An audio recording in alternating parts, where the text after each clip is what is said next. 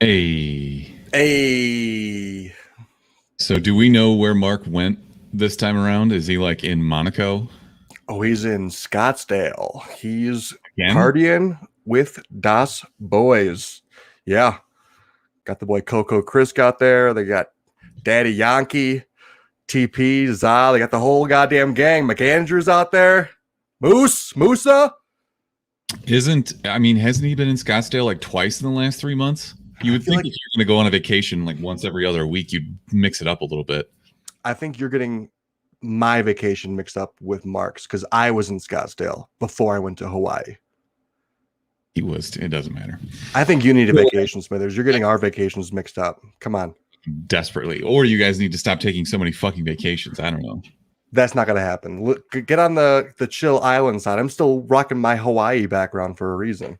That's just because you're lazy. Also, I'm not actually like, I don't hate that you guys are on vacation. I just hate that I can't go on vacation. Exactly. So you got your nice house that you stay in all the time. I'm fully vaxxed though. I'm ready to go. I've got some flight credits from United because I had to cancel a business trip that was like $600, and the worst thing ever would be if I didn't get to use that for my own personal gain because I quit that job and went somewhere else, and now I just have those flight credits. Okay. So, absolute heater. I'll come stay with you for a week. Fuck yeah. Wait, so where would you actually want to go with that? $600 worth of flights can get you a lot of places. I mean, I got 2 tickets to Hawaii round trip for $550. So that's what I'm thinking, because they're non-transferable. I have to use them for a ticket for me, which sucks. Because I would take my family somewhere, obviously, or sell it even. But I have to like reset what airfare costs because I was flying a bunch before and I had a pretty good feeling, and now everything is on its head and I have no fucking idea what a flight anywhere is going to cost. So, but if I could pick right now, probably Hawaii, honestly. Ooh, yeah. Hawaii is literally beautiful and it's insane. And it's just them islands vibes is crazy. I don't think that $600 would get me to Thailand, but if I could, or Australia, that's what I would do. And also I'd have to have like 3 weeks to get there because the flights are an eternity, and I don't think United goes anywhere over there. But oh, so it has to do with specifically United. Yeah. Okay, so continental. Give me a continental United States because that's probably all you'll get at this point with your. Because now tickets to Hawaii are probably like $1,000 or $800 each. This is a perfect opportunity, actually. On Twitter last week, so this is super dumb, and I know that you're a baseball lover as of late, which is great. But Myrtle Beach, the Pelicans, is a Cubs, I think, low A affiliate, either single A or double A. But they kind of made the rounds on the internet last week for I know what you're talking about. Giant bat full of beer bats. And I need this. I'm going to pull up a picture of this right now. You are so fucking trash. You'd spend your vacation money going to a minor league baseball game just to get a beer bat. Tell me that doesn't look amazing. It looks frosty. It does look frosty. You're sitting in Myrtle Beach. It's hot. You're at a baseball game. Everybody's in the sun. There's no shade. And you've just got this ice cold beer bat. And you're enjoying some baseball, and I think they were doing dollar refills in these. Damn, everyone must have been blacked out if that was the case. How much do you think one of those cost? So I'm trying to figure that out, and I'm trying to figure out how much beer it actually holds. Because it's pretty thin. Right. And look, it's glass, and you can see at the base of it here, like it's obviously not, it doesn't go all the way down. And it doesn't look like it'll stand either. Yeah, it's kind of like a wine bottle. Like wine bottles are hold a deceptively low amount of actual liquid. It's not even a full liter, 7 milliliters. So I don't know how thick that glass is. But anyways, I don't know why we ended up here. I would love to go get one of these. Yeah, that's got to be at least $15 to $20, and also I understand how sad it is that yes, I would fly to Myrtle Beach just because I saw something cool on Twitter.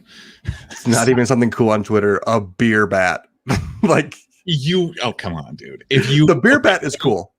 Let's say that for work you had to go to Myrtle Beach, and you knew about this, and it was nice out, and you had a day off. Would you go to a baseball game there to be a part of this? A minor league baseball game to grab a beer bat? No, I would not. First of all, Myrtle Beach, I would go explore. I would explore actual Myrtle Beach. Like Myrtle Beach is a nicer area. Not spending 3.5 hours at a fucking baseball game. Who stays for a full minor league baseball game? Honestly, I don't know who even goes to minor league baseball games. People really go to baseball games. I want to go to a Chicago Dogs game because they're like 5 minutes from me. And for a while, they had Carlos Zambrano pitching for them. The Big Z. What was his name? What was his nickname again? Was it that? Big Z, yeah. Oh, fuck yeah. I'm known baseball guy. And speaking of ridiculous fun that I found on Twitter, did you know they're rebooting Legends of the Hidden Temple? I feel like we touched on it briefly before. It's actually picking up steam now, though, and there's like details about it. I found out about this because Arian Foster, who I follow on Twitter, has been tweeting them every day saying, you need to put me on this fucking show. Watching a pro athlete demolish a course like this, I think would make me feel horrible inside, but I would still totally watch it. So he doesn't want to be like the host or anything. He wants to be a contestant on there. He wants to be on it. So he's been on a podcast with EFT commenter called Macro Dosing. It's basically just like conspiracy theories and weird shit like that. I kind of check it out. It's kind of funny. It's kind of stupid. Fine. But that's kind of why I follow him. He and I agree on some things and like just like in our viewpoints on the world. And I'm with him on this, dude. I would totally. Apparently, this is supposed to be for adults or like older people instead of 13-year-olds that it used to be. Yeah, it's not like a gymboree. It's like an actual obstacle course. More Ninja Warrior than it is old school like Double Dare or something. Yeah, no, that makes more sense because they're trying to gear the audience towards the people who used to watch it. I feel, which is us. Everyone has that memory of the Blue Barracudas or whatever. Were you a part of that Halloween costume at one point? Did you have the helmet and the shirt and everything? That was not me. Good costume though. That is a good costume. So the direct quote from the creators, this time the entire show is taken out of the safety of a studio setting into a mysterious jungle with tougher challenges and bigger prizes. 5 teams begin the journey, but only one is strong enough and smart enough to enter the ominous Olmec's temple. Avoid the temple guards, retrieve a lost treasure, and return it to its rightful owner. I think we need to make a Chumpcast video pitching us as contestants. Okay. I am down. Also, that would probably put me on the diet and exercise regimen that I need to be back on because I have been dead doing nothing at all. Kind of same. I've been walking my dog more because he got fat in the pandemic for some reason. Sounds like you problem. That's what I'm trying to do. Also, I have no idea how to occupy a child, so I just strap him into a stroller and walk him around the block. There you go. Yeah, what are you going to do? I play with him, maybe? I don't know. I guess I don't know how old your kid is now. Was he 1? He'll be 1 2 weeks from today. Ooh. First birthday party theme is Where the Wild Things Are, which I think we talked about last week. Fuck yeah. Yeah, every birthday needs to be Max themed. Mad Max is going to be 12 or whatever. So, or 16 should be Mad Max. He can drive his car. I was going to say Mad Max is more like now because he's a little psychopath. He spent terrible one day hanging out with Mike. He's 1, not even. He's said that. But he spent 1 day around his cousins, my sister's kids, and like they're older, so they are more unruly, I guess. And he came home and he was just like, I know how to do all of this shit now, and he's just a little terror. So what are you gonna do? Picking up the good habits. Yeah. Kids. News to us. Boop. Boop. All right. I'm sorry, I kind of cut you off there. There wasn't anything else you wanted to bullshit about, was there? Nope. Fair enough. Then we can talk about this weird-looking Snake Eyes, the G.I. Joe movie. I don't think anybody's asking for this. I don't know anything about the lore of G.I. Joe other than Channing Tatum was in the movies they made a while ago. This is coming on my birthday. Maybe it won't be terrible. I don't know. It had some cool fight scenes. Do you have any thoughts on G.I. Joe? I mean, some of the action set pieces looked pretty interesting, but I've never was a big G.I. Joe guy. Never had the action figures as a kid. Never. There wasn't really any video games, right? Just the cartoons, really. Yeah, I never was too into it. Is this going to be a continuation of like that Channing Tatum series, or is that a big That's my grouping? understanding, but I'm sure that someone who actually likes G.I. Joe will come in and tell me I'm an idiot. They have comics still. They do like an anime style show, I want to say, but every G.I. Joe that I had exposure to was a hand-me-down from my older brother, which cool. I had the toys, but I don't know anything about them. Yeah, same. They just don't do it for me. I can tell you about like Cobra Commander and shit like that, but why wouldn't they just do his origin story? I know that he's the bad guy, but he's got that cool helmet and shit. That would be sweet. I mean, the rise of the Cobras, didn't they? I mean, that's just their main enemy, right? Yeah, Cobra Commander. Yeah, it'd be cool to see the name of the forces that they're always fighting against. I always like a good villain intro story. Those always seem to be interesting. Joker just won an Oscar. Fuck it, do it. Exactly. Yeah, I'm here for it. But get someone totally unhinged to go be Cobra Commander. Yeah, I wish I knew what he looked like. Does he change appearances pretty often? No, I think the helmet is pretty standard in terms of like being recognizable. Does he just have a fucking mirror face? Pretty much, yeah. So who would even? He has to be some uggo, I suppose. Not even though. You could get basically just a voiceover. Get Danny DeVito to do it. Right, but what I'm saying is like, do they ever reveal his face as like being hideously disformed, like Deadpool or whatever? I mean, could be, but to my knowledge, no. But you could get like John Mulaney to do the voice of Cobra Commander or something ridiculous like that. It'd be incredible. I guess. Again, not a big G.I. Joe guy, so I don't have too much to say about it. All right, let me pitch you something here. Would you see this movie if Cobra Commander was Nicolas Cage's voice? Yes, obviously. Nick Cage would do it. He's unhinged as well, so if there's a paycheck, he's fucking doing it. He's gonna go buy some more dinosaur skulls. One of my favorite lines that Nicolas Cage did was in that Spider-Man Into the Spider-Verse, where he's just like doing a big rambling on about how he's like, sometimes I just light a match and let it burn down my fingers just to feel something, anything. Just classic Nick Cage. Got the chops, man. All right, let's move on to this next property, Monsters at Work. So Disney dropped a teaser for this. It's really short, and in this universe, as we've discussed in the past, the monsters are no longer scaring kids. They're telling them jokes and harnessing their laughter as energy. So like the premise back then was you get the screams and it powers their little universe. This teaser tells you that and then doesn't tell you any jokes. They're saving them. That's what a teaser's for. You don't need any jokes.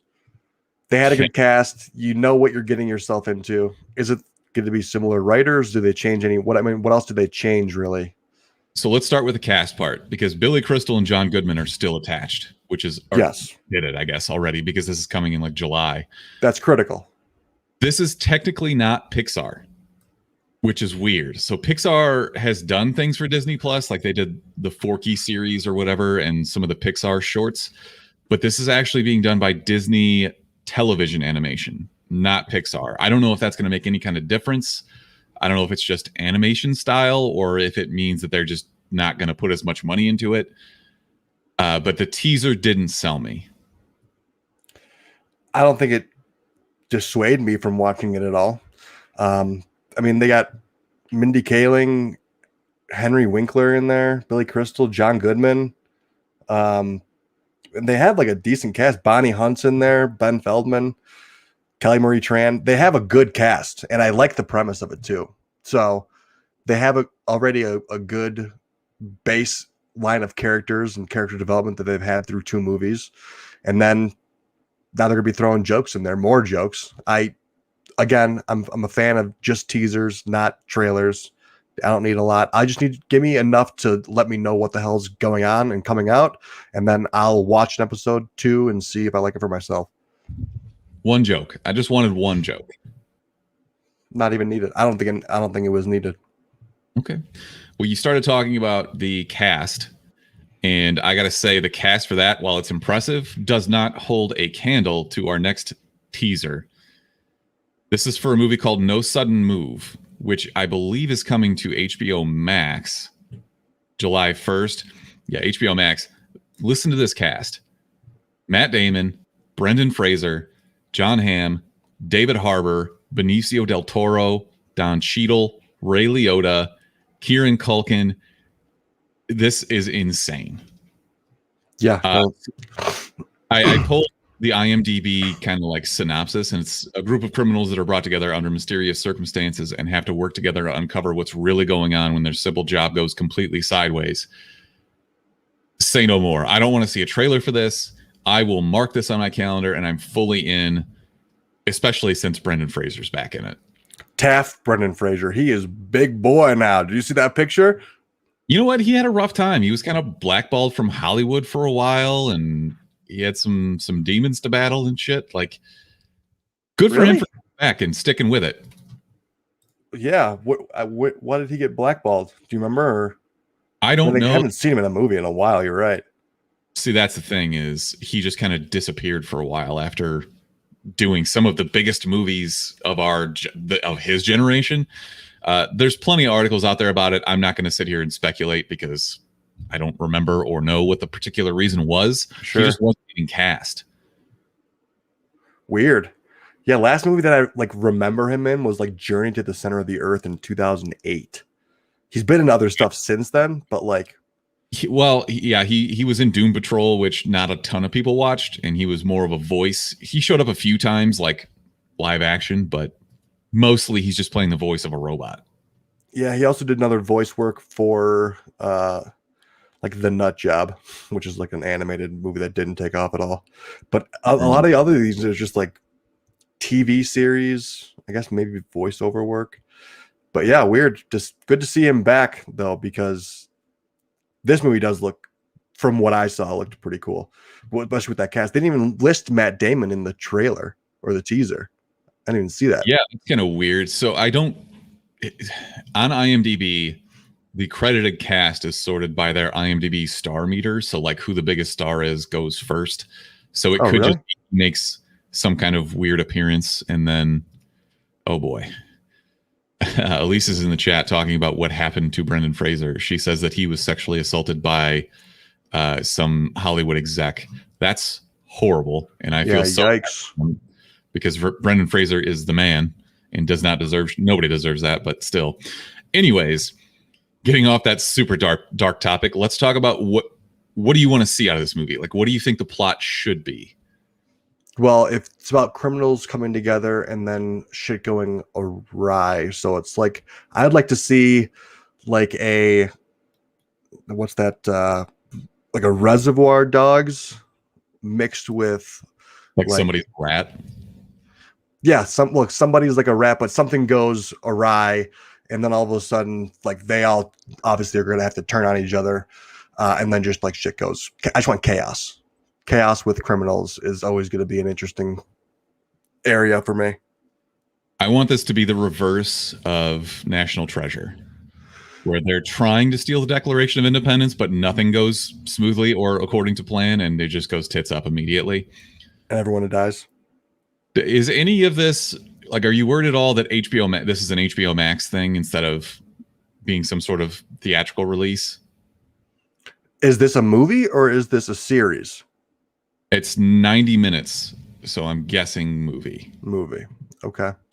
That is a little bit troublesome if you are, I mean, HBO does provide some good content regardless, but I guess if it was like Netflix or Hulu, then I think maybe, but HBO Max has some star power and they've done shit like this before, so I think I'll trust them. Definitely star power, because they have, obviously you listed the cast and it was insane. Yeah.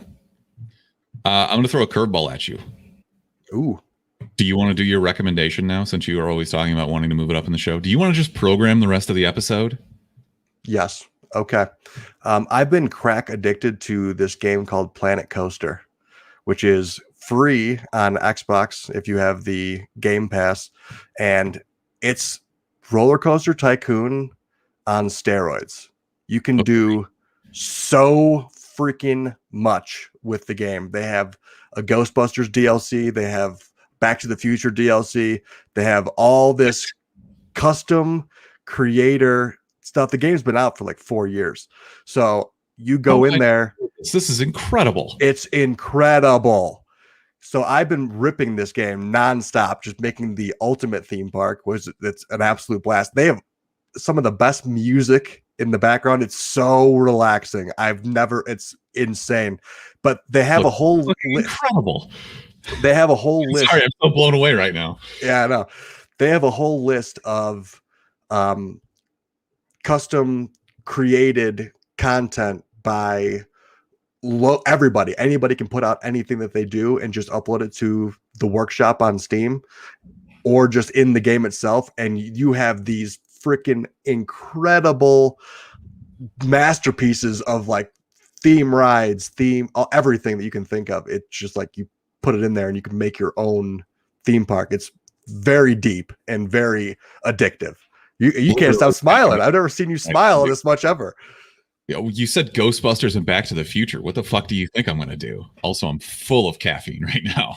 Woo-wee.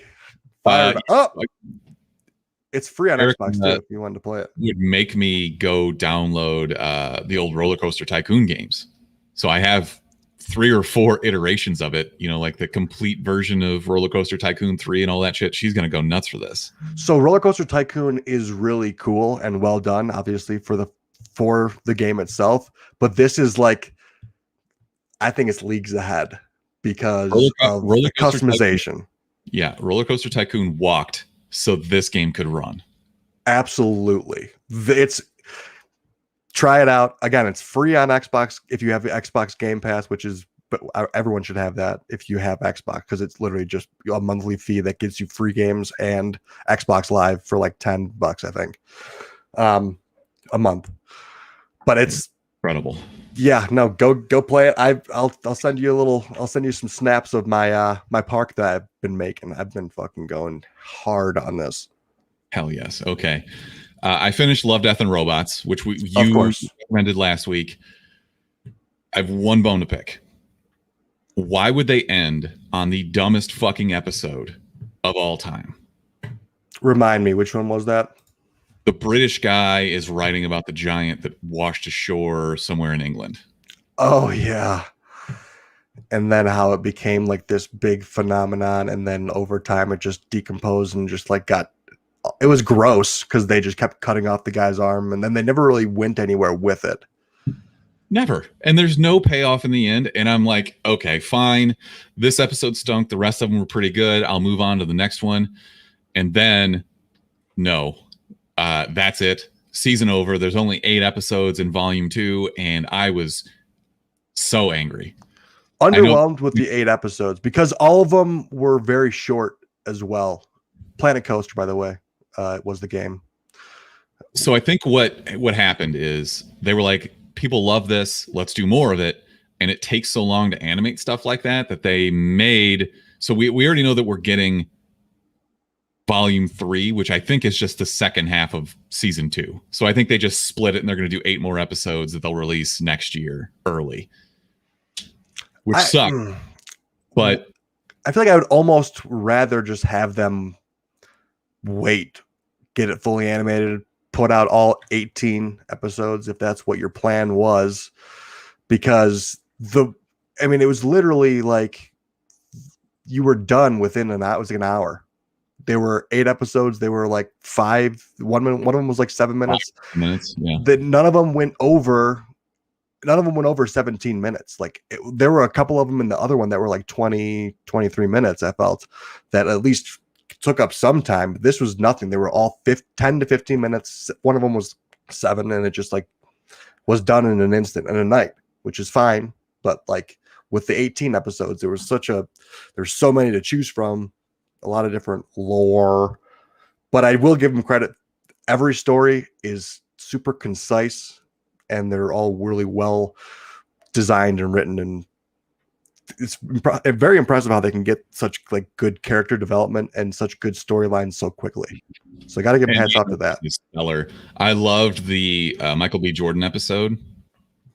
Right. That was super good. Some of it's the snow in the desert was a little too uncanny valley for me. Like they flew a little too close for the sun on that, but it was still good. Anyways, I recommend Love, Death and Robots. I think you do too. Yeah, definitely. Do you care to comment on this comment in our chat? Invoker 1548 says, I think Smithers is very rich in real life, but never shows it off. If I was very rich, you wouldn't hear me complaining about how much I have to work and all that. Do you just want to peek behind the curtain here? Get a nice basement. It's fine. Look at this ugly ass recliner. There's just a caged off area back there where I let my baby roam free and be a free range baby. I don't know what you're expecting to see back here, like an indoor pool or some shit, but rich is not something I would call myself. You're a wealthy redneck. And I'm not the one who's going to Hawaii or Scottsdale every week. Yeah, my man's going to Myrtle Beach to get beer bats. Like that's why he's rich, because he saves all of his money.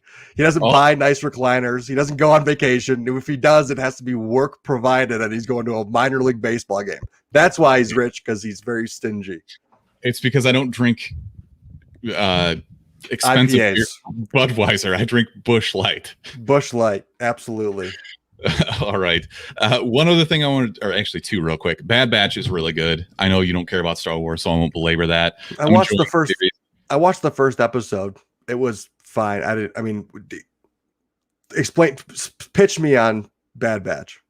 Did you? So you never watched Clone Wars? No. See, that's going to be a really hard sell for you then, because they set up these characters in that and they give them a pretty rich background. Basically, they're just the clones, but they're the defective clones. Sure. But they have different kinds of abilities and they do weird shit, and they do all they're the Suicide Squad. They do all the jobs nobody else wants to do. Okay. They're the Bad Batch. I mean, how's the action? It's pretty good. And it's Star Wars, it's Disney. They don't spare any expense. I would say the animation is beautiful. The voice cast is really well done. They brought in Ming-Na Wen, her character from Mando, and they inserted her into one of the episodes. It's good. And then so you think you have to have a strong Star Wars lore to really appreciate it, or is it a good it's a good standalone? They really didn't set up. I'm thinking back to the first episode now, and they really didn't set up where these guys come from. So I guess they kind of do, but no, I don't think it does stand on its own. Okay. Because from the first episode, I mean, I gathered that they were the infected, or whatever, the clones that weren't. What the fuck am I? There we go. Defective, not infected. Sure, that's fucking for later on. Yeah, but it's like reading a synopsis of a movie or actually watching the movie. Like, you can read the synopsis and kind of know what's going on, but you're not going to have the same level of attachment or understanding as if you watch the movie. Okay. So. One story about that. I read the Game of Thrones books and I was like, Lauren, my sister, you got to read. These are insane. You got to know what's happening. I'm like I'm blown by all the writing of it. She goes in and reads every chapter summary on Wikipedia. And I'm like, you little fucker. That's it pissed me off to no end, because you're not getting.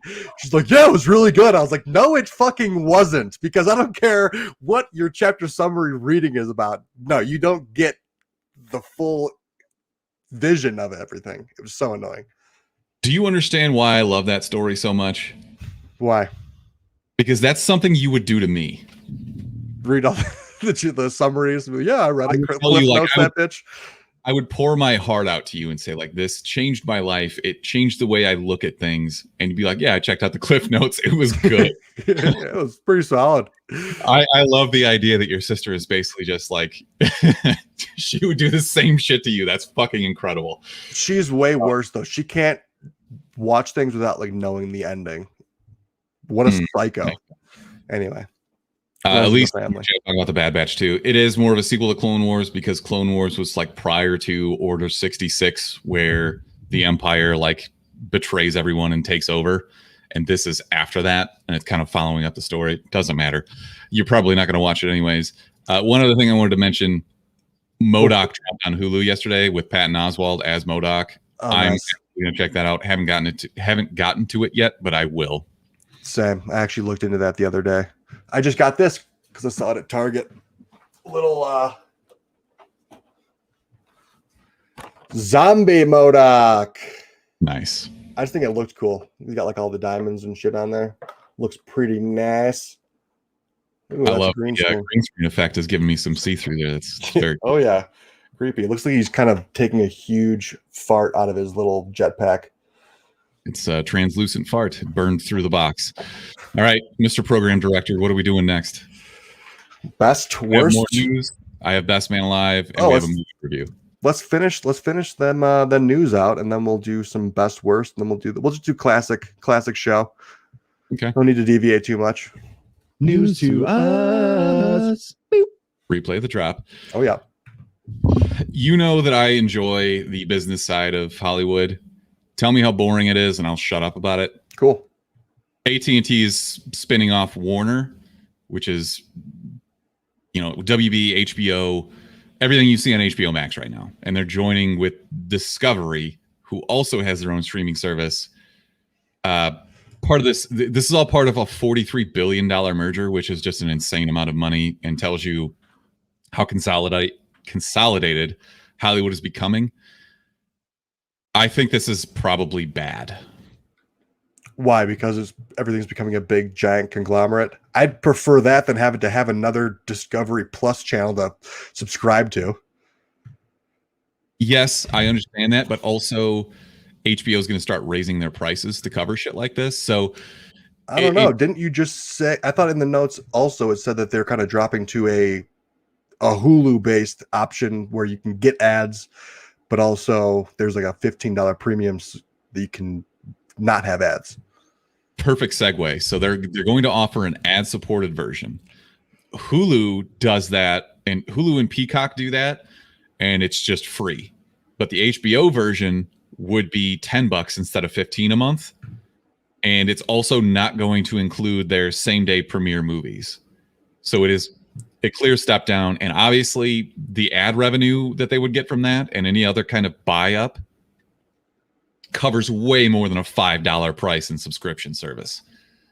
Definitely. I feel like it'd have to be half the price, like a $7 to not have the exclusive movies and to also have commercials during shows that you have. No thanks. It's zero chance. No one's going to be doing the $10 one, I feel. $5 maybe. Right. Maybe. Still probably not. I would just go to pirate this shit. Apple TV is $5. People are like, I'm not getting Apple TV. Apple TV doesn't hold a candle to the content that HBO has. True. But it's also $5 a month without ads. This is $10 a month with ads. I told you it was $2 a month to stare at a pile of shit. Would you pay that? Hey, Ted Lasso was not a pile of shit. Mythic Quest was good. Mythic Quest was good. Defending Jacob was good.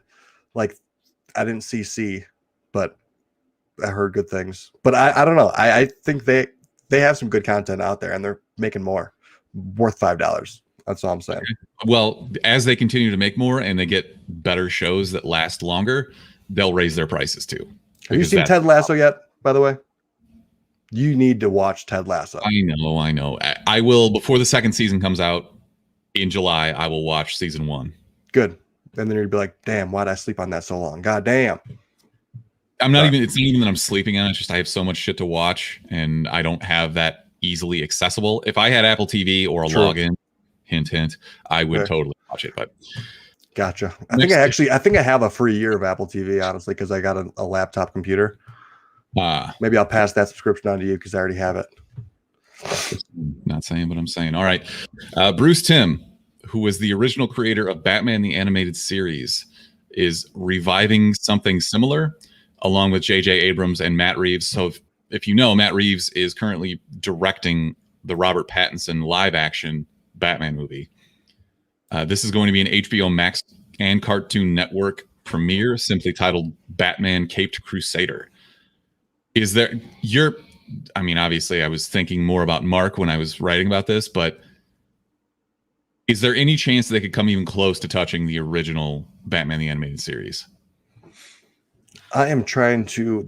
I feel like there's been so many Batman iterations in terms of the cartoons. I'm trying to figure out which Not one that really. They did originally like was. Brave and the Bold. Most of it's movies or, Batman Beyond or some shit like that. I don't think that they've really tried to go back to the well with, the giant rogues gallery and the depth of Gotham and all that stuff in cartoon form. I just feel like they haven't done that.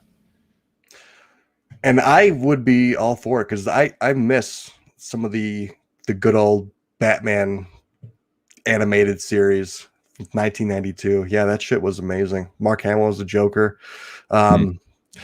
It's just like I love the Batman villains and going deep within Gotham and just having Batman and not having to mess with the rest of the DC universe.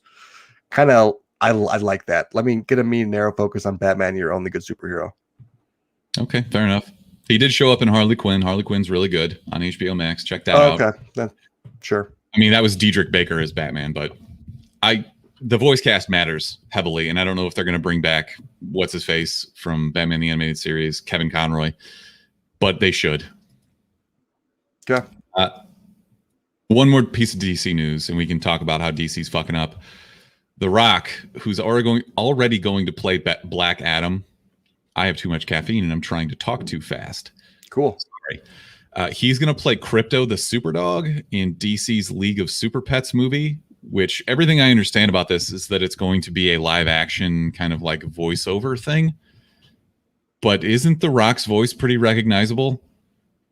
Very recognizable. Isn't that why they'd want him to be in they need a big name grab for Super Pets. Yeah, but find somebody who's not already in one of your other properties.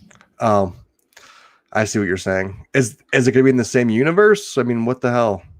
I would think it kind of has to be if they're doing a DC live action movie. So they're going to, Black Adam and Crypto might cross paths at some time. And then The Rock is like, "Oh, that was a really hard punch. Thanks, man." He's he had no voice difference at all. Just actual The Rock the whole time. So what's good with the Super Pets? Give me some sort of background. Every superhero has their own pet. Are they all dogs? Are they all? Batman's is a dog. Green Lantern was a dog. I don't know much about this. Would be where we could actually use Mark for a change, but I don't have that info. Aquaman got to be a fish, right? Shouldn't it be kind something useless, like a piranha or an alligator? You'd like a shark. I would imagine a shark, but again, that animal is pretty useless in land. Oh yeah, unless you're land shark. Yeah, somebody tries to take over SeaWorld, then Aquaman's good. Exactly. Super Pets. I'm looking this up right now just to see what we got here. What? So I just see Beppo, the super monkey. Good name for a monkey. Beppo. Comet, the super horse. Okay. Crypto, the super dog. Are those all Superman? All Superman? I don't know about the horse or the monkey. Streaky, the super cat. A lot of supers going on. Detective. That's Superman's. And okay. The horse that she can't remember. So that must be Superman's horse. Okay. Detective Chimp. Hilarious. I just literally see the picture of it is literally him looking like Sherlock Holmes with a little magnifying glass, looking like a monkey. Flexi, the plastic bird. So some guy's just not even a real bird, just a fake plastic bird. No, it's probably Plastic Man's bird. Okay. Plastic Man, Mr. Fantastic. Okay. Clay Critter. Titus. Last but not least, Bat Cow. Oh my God. All right. Let's never discuss this again. Can we just agree to that right now? We'll cut this entirely from the episode. No one will ever have to know that we talked about this. Yeah, the only way I'm seeing this is if Bat Cow gets its own spinoff. Fair enough. Okay. You can pick any animal. You're Batman. You can pick any fucking animal. You pick a fucking cow. What is my man need milk? Lethargic, useless mammal that you can think of. Yeah, was it like the last resort? Well, I guess I'll take this fucking cow, I suppose. It's not even like a goat where it can climb things well, or it's just It's just got a cowbell, so like his stealth and his in the shadows doesn't help at all. So it's just a big ass cow walking in. Yeah, you're wearing full plate, and it's just your stealth is nothing. Exactly. Yeah. Cool. Elite in the chat says they need to make a Plastic Man movie. I fully agree, as long as it's Jim Carrey. So Plastic Man is very like expressive. He's goofy and funny. I could see that, or someone younger, like maybe like Bo Burnham, somebody ridiculous. Okay, so what about John Mulaney? I don't know if his deadpan style works quite as well. Okay. But Plastic Man just you gotta be like over. Really over the top expressive. Okay. Jack Black, no. Jack Black, he's a little chunky, but that's okay. Yeah, no fat shaming here. Okay, yeah, let's move on, I suppose. I have a segue into our best man alive, and I need you to explain to me how someone has the time or the patience to do this. A Twitter user by the name of Ninja_RISU Risu just so happened to be looking into Sega copyright information and found the exact plot of the Sonic sequel on a U.S. government listing because he was looking into copyright stuff. Do you want me to read this synopsis? Please. After settling in Green Hills, Sonic is ready for more freedom, and Tom and Maddie agree to leave him home while they go on vacation. Big mistake. That was just my editorializing, but of course. No sooner are they gone than Dr. Robotnik comes back. There's our another Jim Carrey reference. This time with a new partner, Knuckles, in search of an emerald that has the power to build both build and destroy civilization. Sonic teams up with his own sidekick, Tails. We saw that at the end of the last one. And they embark on a journey to find the emerald, blah, blah, blah, blah, blah. I just think it's hilarious that something like this has to be registered with the government and is just free information to anybody, but it's technically IP. It's just funny to me. Yeah, so that is how Knuckles did debut in Sonic the Hedgehog 3. Dr. Eggman tricks him into opposing Sonic and Tails. He first becomes playable later that year, but so he basically tricks him. So we're gonna I'm just waiting on Knuckles to turn on Dr. Robotnik with his fucking sick punching hands. I wonder how they're gonna design him. Is he gonna be like big and beefy? Because they've changed the design of Knuckles over time. Fucking shredded, just like a gorilla. Like just a Gigantotron version of Sonic, who's just a bamf. Sonic and Tails are both like animated cartoony from the show or from the video game, but he's like ultra realistic fur, animated and gigantic and just muscle bound, stupid looking. So I feel like they did kind of do that later on in the different iterations of Sonic as it kind of evolved. You had like Shadow Realm characters and shit, right? And they displayed all of them in like Sonic versus Mario Olympics and everything. They had all of the characters, and I think they have a racing game too. But Knuckles over time has just gotten bigger and bigger and bigger. It's in the gym. He's like The Rock. The Rock started off as a wrestler who was a little bit smooth, and now he's just out of his mind shredded. Jack the Trent. I kind of like the original version of Knuckles, honestly. He's like slicker, but he's a little bit bigger than Sonic and has like just big old mitts to punch people with sharp, I guess, Wolverine claws on his knuckles, I suppose. Like kind of like brass knuckles. Then he just got like two. I get it. He just got like too big over time. Hopefully they change that and just keep it back to the original. Kind of like what they did with the original Sonic. Do we give this Twitter user some credit for Best Man Alive segment? Yeah, sure. I mean, spoilers, but sure. Best. We the best! Worst. The worst! She's the worst person in the world. Huge, skank, terrible, but thank you. All right, Brick. You and I were discussing before the show, and we didn't find any news stories that were necessarily blowing us away, so we thought we would just do rapid fire for a bunch of mini stories. Sweet. I agree. And I'll start, and you can finish off with rattle off your 6 or 7 or 8 or whatever you have, that small stories. Mine is, this is the headline: vibrator theft shakes up Gulfport. And yes, that is in Florida. 2 women were caught. Matter, just like you've been sitting on that your entire career, and you're like, now's my time to shine.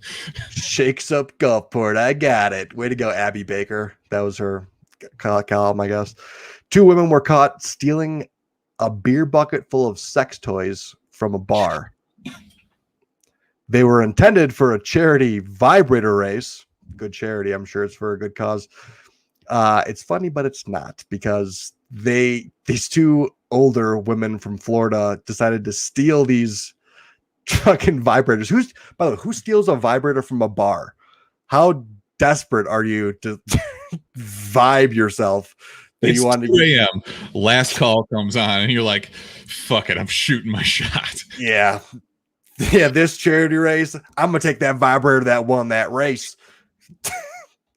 So you race is good enough for me. So after the post was obviously posted on like Facebook, the article and stuff like that, they had a couple different comments on there. This post shakes me up, a little rattled. One Facebook user wrote, "I'll send vibes for the cause." Another one, God damn it, some people. But yeah. So headline grab for the week is going to be vibrator theft shakes up Gulfport. Cool. What if I told you that a man was bitten in the face by a snake and someone's doorbell cam caught it? Do you have video footage? I have an image here. I think it's just good enough. Look at his face. He's just like, what the fuck? Ow!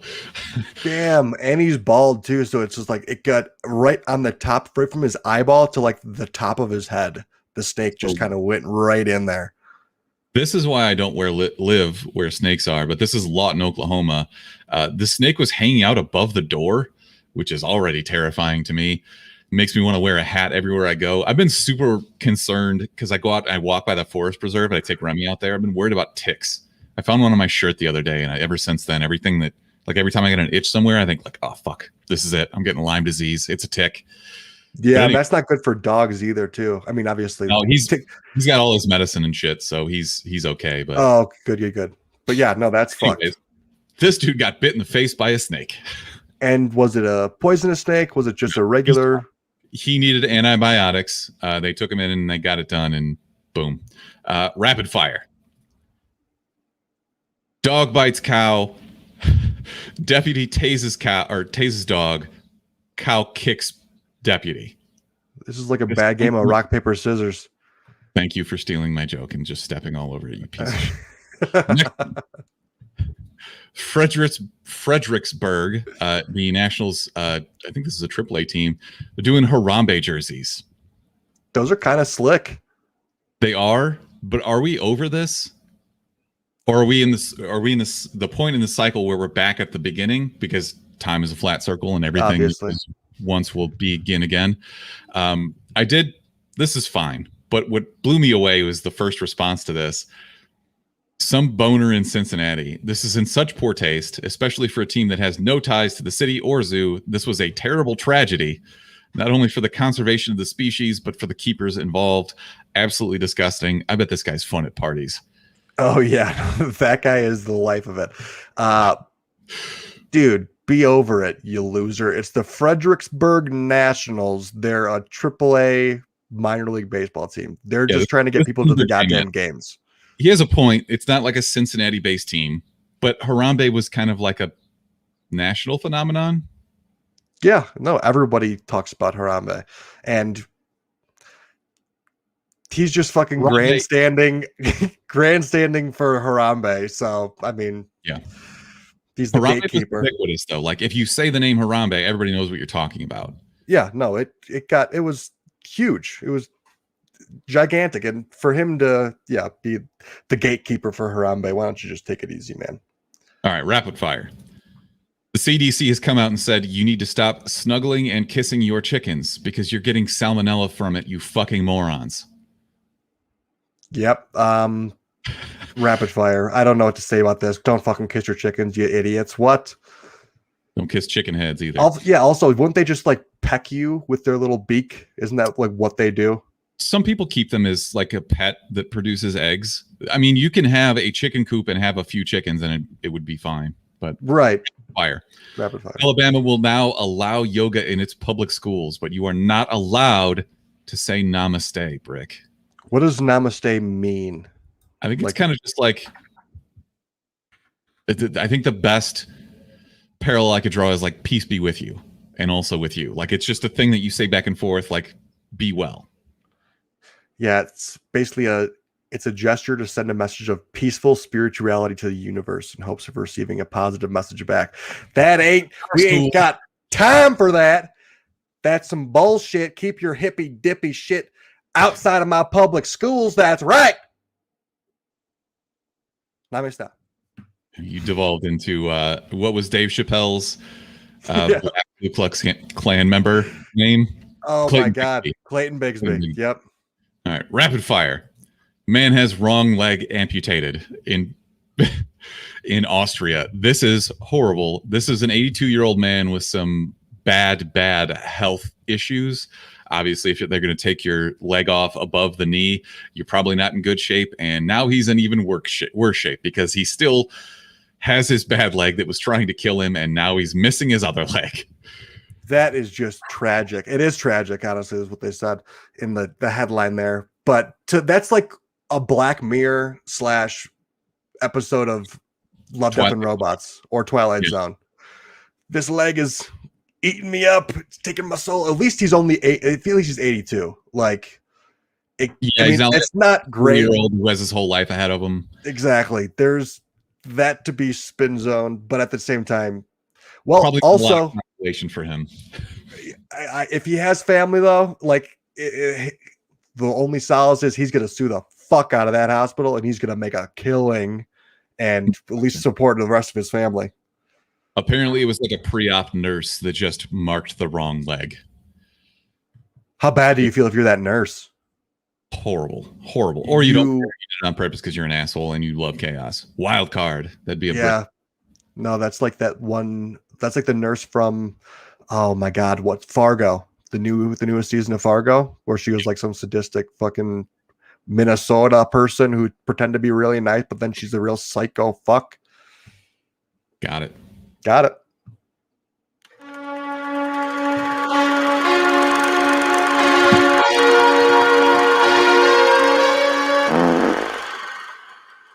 Rick, you know what that fart means. It's movie review time.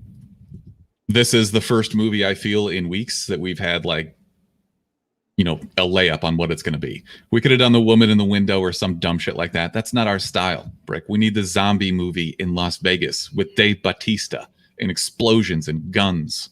Lots of gore, lots of guts, lots of zombies. So somehow this is at 71% on Rotten Tomatoes. 79% from fans. The fan score I get, but I don't understand why critics would have enjoyed this at all. Yeah, this seems like a 45 to 50 range for critics. Surprised that it's actually got that high.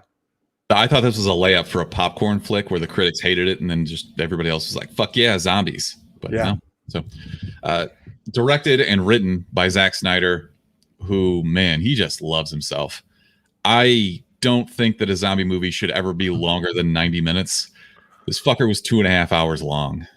Honestly, Snyder needs to take a page out of Love, Death, and Robots storytelling and just fucking crispin it up. Get it a little tighter. He's like, we shot it. We're going to add it into the movie. It adds character depth. Just fucking make it crispy. Make it cleaner, dude. There was a lot of, extra that didn't need to be added into this movie. Yeah, I really feel like he's just kind of been on like a heat check since like 300 or Watchmen, and he's just like, fuck it, I'll make anything and I'll make it 4 hours long and it'll be great. It's like, pick a lane, dude. If you do movies or just start making TV shows and series, then no one will complain about the length because they're hour-long episodes. 10 episodes. That's 10 hours. That's so much more time to work with, Zach. Yeah, so the synopsis on this is basically a blowjob starts the zombie apocalypse in a very awkward fashion. A crash outside of Las Vegas releases this biomutant. He gets into Vegas and they cordon off Vegas because they couldn't control it. Something that bugged me is I was really pumped for the action that we got in the trailers. And then basically what you get is that's the title intro.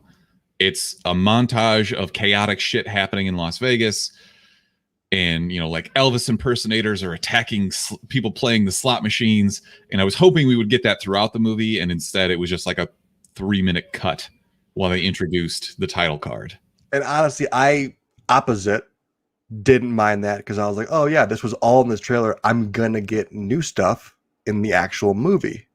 But I don't think it held up. I think my initial response was, oh, that's fine with me because I'm getting all the trailer stuff that we saw out of the way to allow for this 2.5 hour long movie to be really intriguing. That's a good point. I hadn't looked at it that way. As I mentioned earlier, we're getting a prequel movie for this, which I believe will be live action. We're also getting an anime style cartoon. I don't know if that's going to expand on the lore now. We are going to do spoilers later on, so if you haven't seen it yet, we'll warn you plenty of time before that. But tell me what your overall thoughts on this movie were. Do you want to do a quick synopsis of it first or not? I mean, I kind of did. It's, okay. What I left out was Dave Bautista's ex-Special Forces. This billionaire comes to him and says, I need you to break into Vegas, the vault, and steal all of this money. It's only $200 million, which I think is lending to the fact, like, obviously that's a lot of money, but to a billionaire, maybe not. Right. And I think the selling point was it's untraceable because the U.S. Treasury assumes that money is lost. The hotel owner already got his insurance payment for it. And they're nuking the city on the 4th of July at sunset, which is a little come on now. They made a couple of jokes that were like, we're assuming that Donald Trump is still president. Did they? I didn't catch those. At one point they were quoting him directly and they were like, the quote was something like, think of how awesome it would be to have this fireworks show on the 4th of July. It's truly cool. And I'm like, wrong. Oh, yeah, I get what we're going for here. Anyways, yeah, Dave Bautista puts together his ragtag crew, including his daughter who hates him, and they go get the money. Yeah. I don't think they needed to add gathering the ragtag crew like cameos. That didn't add anything to the film, honestly. And then there's this whole mainstay in these movies, though. Yeah, no, if they could have done, I feel like they could have done it in a cooler way. I feel like what they should have done is that initial big montage of everyone getting killed in Vegas. I think that they should have had more cameos in this movie with people that were famous. Obviously, that would be like add a little bit of intrigue. Guy Fieri. Yeah, I would love to see a Guy Fieri zombie, but like they could have had there was a lot of different opportunities where they could have had cameos. I feel like when they found out that other crews did the same thing and they found the same blueprints, they could have had flashbacks to other crews trying to do the same hijinks and getting killed in different zombie ways. I mean, they had a lot of zombie killings, but I thought there would be more based off of the trailer that we saw, because again, that was everything. I like your idea of like the crews that they send before. At one point, they send a zombie to set off like pressure triggers when they're leading up to the vault. It would have been great to have a flashback there where you kill like Brad Pitt. Exactly, which that's exactly what I thought of the whole time. But I think they did some things right, and they did a lot of things wrong in this movie, I felt. First of all, fix the camera focus. Everything was unfocused all the time. Shaky cam out the ass, I felt. Not just that. The Zack Snyder rainbow lens flare on every shot. It's obnoxious. Yeah, it's way over the top. Doesn't need to be done. I mean, some of the zombie kills that they had were extremely gory, and that was on point. They did that really well. And they had a few scenes that were very well constructed in terms of they were tense. A couple of back-to-back scenes where they had like the sacrifice and then going into these hibernating zombies walking face to face with them, trying to be quiet and walking through this like really cramped corridor. You felt claustrophobic. They did those things right, and they did it really well there. But I feel like, again, with the camera focus was brutal. The They should have had more cameos. Nobody's kicking in this movie. Every single person that was getting attacked by zombies just was like dead leg, fish bodied. I did like, notice yo, that. kick somebody, man. No one's going to just stand there with their feet as close as possible to get into the camera shot and not try and kick their way out of it getting choked. You're really getting choke slammed, dude. Kick somebody. That, and what drives me nuts in movies like this is, you know, you've been bitten, you have a gun, just shoot yourself. Yeah, absolutely. I thought, but just sitting there into that later. Anyways, and then the last thing that I wanted to get up, last point that I want to get up was the soundtrack was fucking terrible. I felt all the new renditions of like the slower Viva Las Vegas, like it's kind of like sad and dreary and fuck that. You're killing zombies. Give me some sort of fucking upbeat guitar, AC/DC vibes where you're just like shredding zombies. I don't care if it's cliche to have bitchin' music in the background. Don't give me this. It was very, they didn't do the soundtrack well at all. It's kind of a Zack Snyder mainstay though. Like if you think back to the original, or not original, his Dawn of the Dead, the soundtrack was all like Lounge Lizard covers of Disturbed songs, or, you know, like they did Down with the Sickness, but it was a guy who would be singing like in a lounge in Vegas somewhere. It's kind of his thing. I agree with you though. I didn't love it. Misplaced. It was misplaced. I guess final thought that the zombie running was all-time pathetic. Anime Drader run. When the first part that really caught my attention with that was when they do the sacrifice part, I suppose, and they're like the main queen. Can we call her a queen? I think they called her queen, yeah, in the movie. And the male zombie ruler, whatever, was nicknamed Zeus. Okay, that's pretty good. But it's like when she was creepy and eerie when she was like, you know, sniffing the sacrifice and like being athletic. She looked like she was being athletic, and then she ran away with her arms like a fucking pterodactyl. I was like, all right, you're not scary at all, you dumb idiot. Run normal. What? Like who's the choreographer behind that was like, all right, no, you can't run off like that. You need to run off like this. You need to Naruto run off screen. Yeah. How can you even be fast zombies if you run like a fucking idiot? That's stupid. I don't understand what would make a zombie move differently than a human does. Right. I guess the motor mechanic, but they were doing athletic things. It doesn't make any sense that they were being so athletic in certain parts and then run like a fucking mental patient. Agreed. And then like the crouch thing that they would do when they're down on all fours and their elbows were up real high, and it was very he like wanted to try and make them creepy, which they were creepy enough because they had really good special effects and makeup and wardrobe. That I felt like they did really good. But then running and being dumb zombies, they just like didn't mesh the two well. Yeah. Okay. The last thing I'll talk about before we get into spoilers is, what did you think of the cast and how they did? Did anyone stand out to you? Dieter. I liked Dieter. He was very nervous and he played it. He was the only somewhat comic relief. I didn't laugh out loud at any parts that he had, but I was like, oh yeah, I like that guy. I really feel like for some reason, I just kept seeing Blake Griffin in that role, and I thought that would have been way better. He's just a giant man who's like jacked and just like he's like nervous, but like he's really smart. Griffin used to go play Knuckles in that Sonic movie.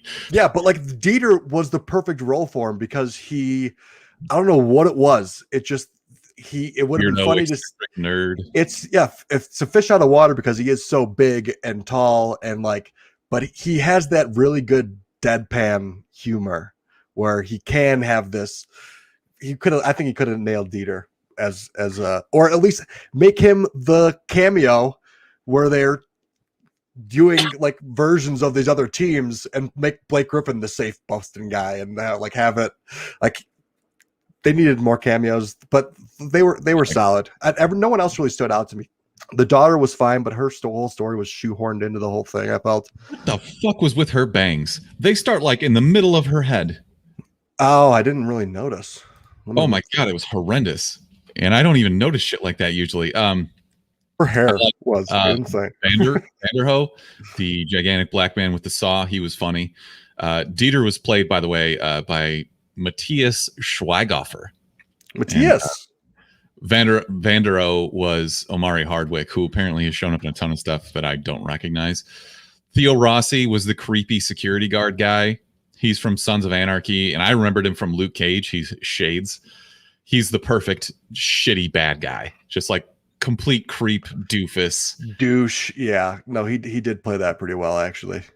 Garrett Dillahunt from Raising Hope is amazing. He plays Bert in that show. He's like the guy sent by the corporation, sent by the hotel owner. He was good. We didn't really talk about Tig Notaro being in this, but she replaced Chris D'Elia. I can't see Chris D'Elia having been good in this. Wait, who? Oh, he was the pilot. That's the other problem that I had was with Tig Notaro, because when are we going to get into spoilers? I'll do that then. Okay, one other thing. What did you think of Dave Bautista as the lead here? He was fine. He didn't really do anything that was. He was replaceable. I didn't see him being like, he wasn't like super dominant and like, oh my god, he was amazing in this movie, but he was all right. A lot of the dialogue was bad, so it's hard to deliver a good acting performance when the dialogue is bad. Right. I don't know if Dave Bautista is ready to be the leading man in one of these yet. He's great in a Drax role or something like that, but I don't know. We'll see. Maybe he'll get better. Yeah, no, it was he's an auxiliary role. He's not a lead. I agree. Like he's the big muscle that he was. Yeah, I agreed. Perfect in Drax, not so much lead. All right, so we are going to now get into some spoilers. I'm going to throw up the ticker on the bottom, and spoilers from this point forward. Ready, go. What'd you think of the main zombie Zeus? I told you when we saw the trailer for this that Zack Snyder was going to find some way to shoehorn in zombie boning. Zombie sex. Did that perfectly by after the queen or princess or whatever gets murdered by Garrett Dillahunt.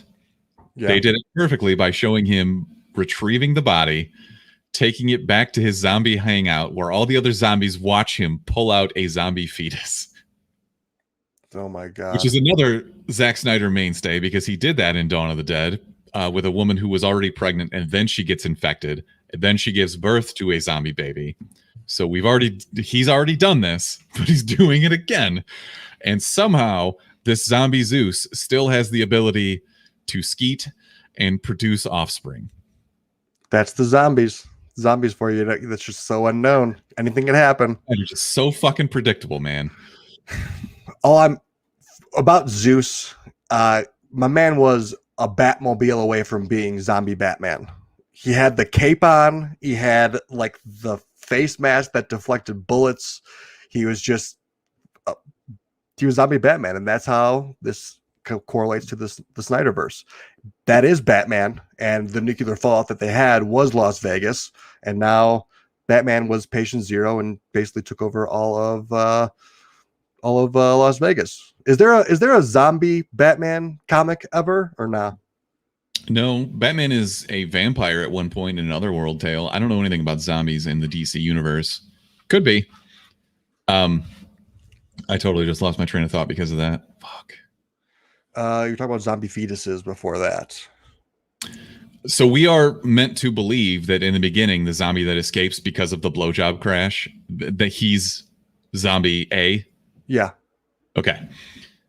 He eats like 500 bullets from those army guys and is just fine. Right. And he's like dodging them. Yeah. What is this shit? The guy. Okay. The fucking zombie's invincible. I don't understand. Also, on that payload, the door itself didn't get damaged at all as it got taken off of the truck. The payload where he impregnates the other zombie, or the No, the initial. Yeah. Okay. Yeah. Good joke. Okay. He just busts open the door regularly. He could have just opened it the whole time. I felt there's no real. I mean, the payload jumped off the truck and then no damage was done. It just like slid on the street and then he just popped the door open. It's like, it's a zombie movie. Yeah, let's pump the brakes on the realistic stuff, but like at the same time, you could have easily done it the entire time. Just escape. It's not gonna take me out of the movie, but it's still incredibly dumb. Yeah. So let me get to the pilot issue that I had. This person is the scrawniest old woman I've ever seen in my life. And answer, you asshole. I don't care. She's cast for the wrong position. I mean, Chris D'Elia is not like jacked or anything. I agree. And he would have been poorly cast as well. This little pilot was flying the most rickety hodgepodge helicopter, flying straight down from the top of a building in Las Vegas, which, I mean, how tall can that building really be in Las Vegas?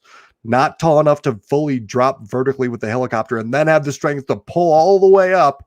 Like, it's tough to pull a helicopter all the way up if you're going full vertical down. I feel like people always are having trouble like pulling the stick up.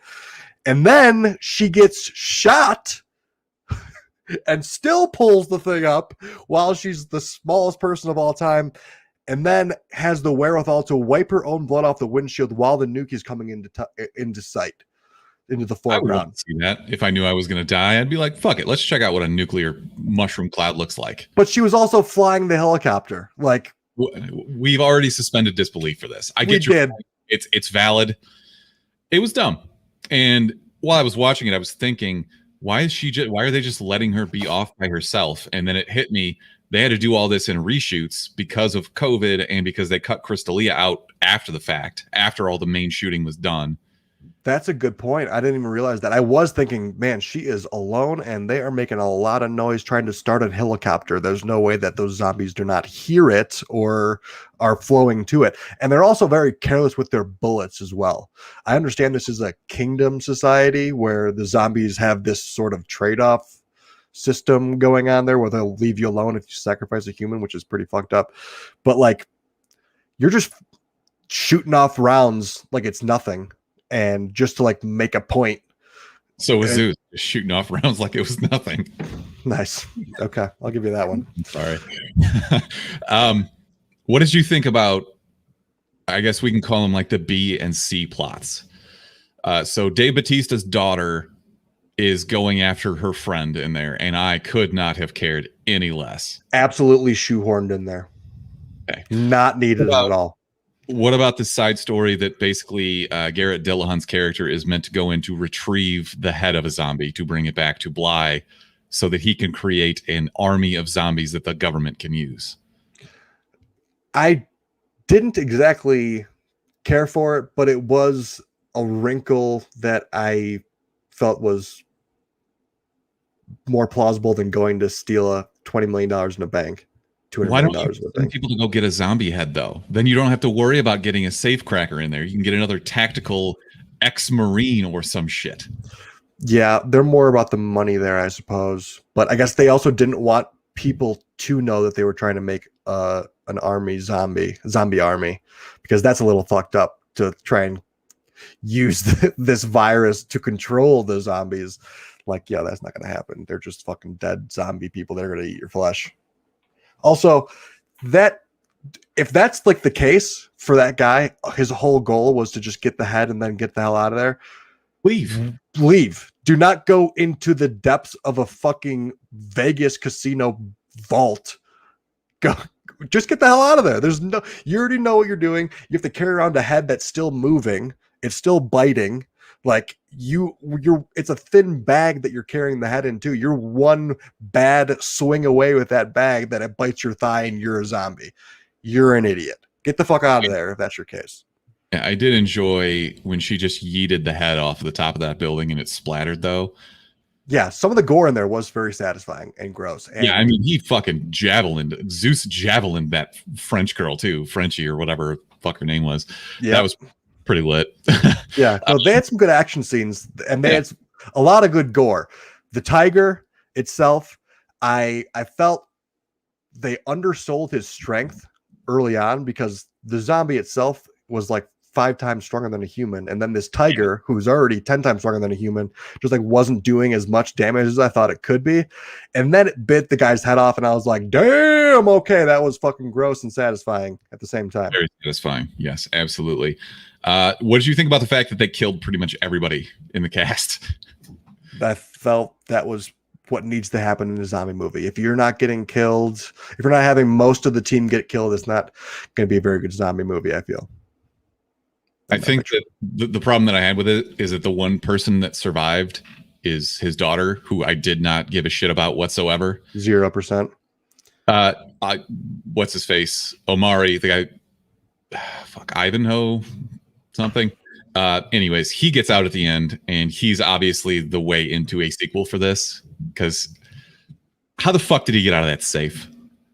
That's what I had in my notes. Would you rather die becoming a zombie cultist, or would you rather die alone in a safe? My guy did sacrifice himself to save him. If I want anyone to survive, it was Dieter. Dieter's the boy. They had a cool friendship, though. Like, by the end of it, like Vanderhoof is like pumping him up, like, you got this, and he's like telling everybody else, like, my boy Dieter's got this. There was a friendship that developed there, and it started in the beginning with Vanderhoof telling him, like, no, what are we doing bringing this idiot for? He's a little bitch. He's never killed a zombie. And in the end, they're friends. I liked that. That's development, Brick. Yeah, that is good. I did like the Van Dieter storyline was great. And I did enjoy that friendship. You're right. But all the other storylines, I didn't really give a shit about too much, honestly. I was in here for the zombie and the killing and the sweet ways to figure out Vegas zombies. That's what I came in for. Guy.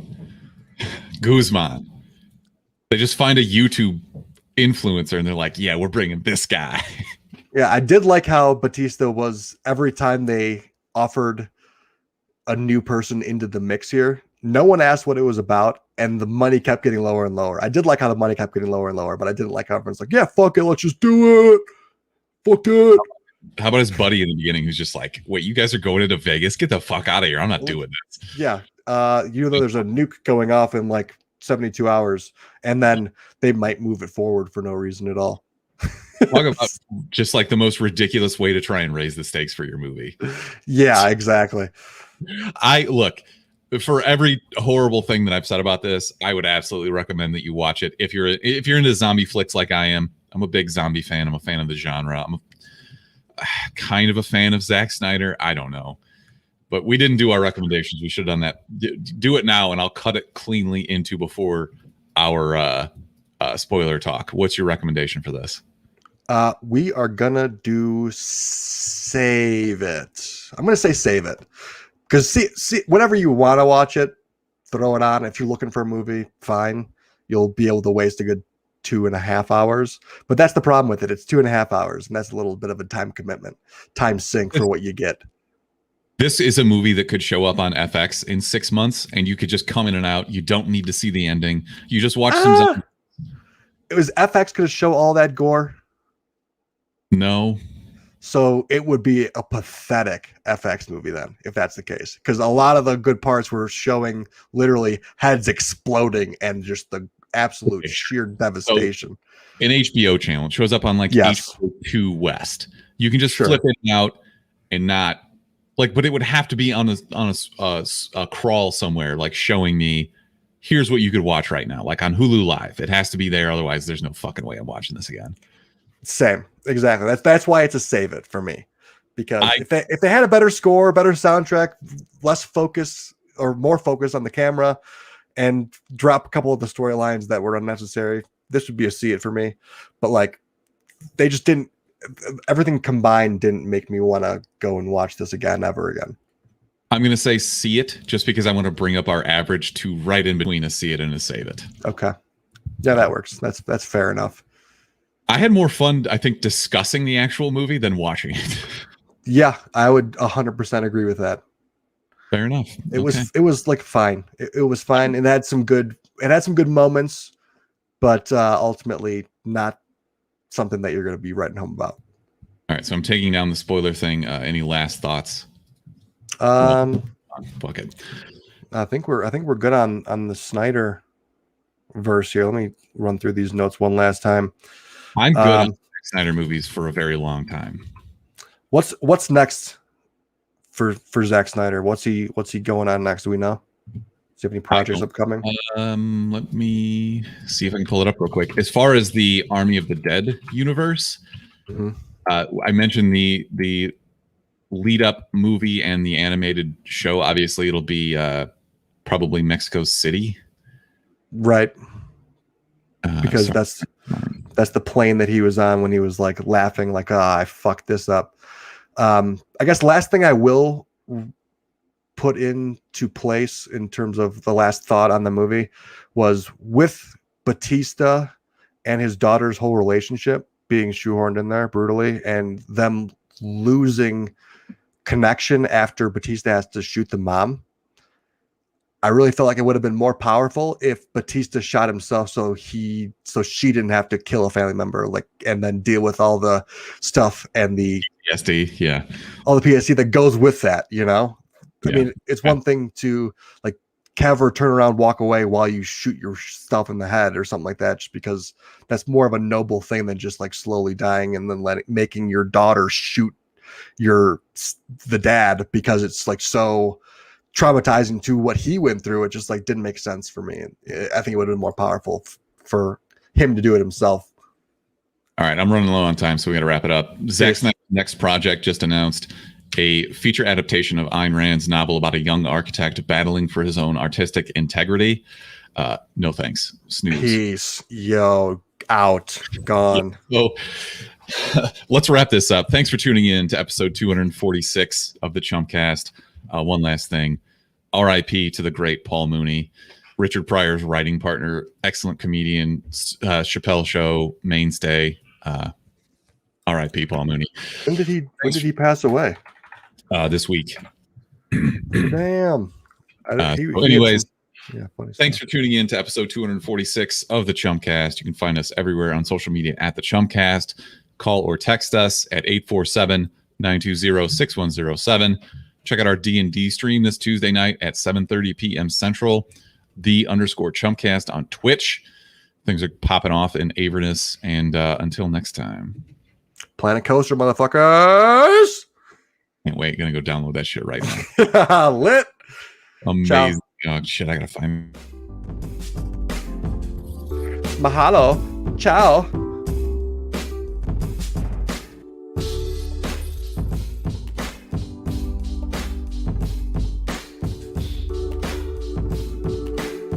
Shout out patrons. Yo.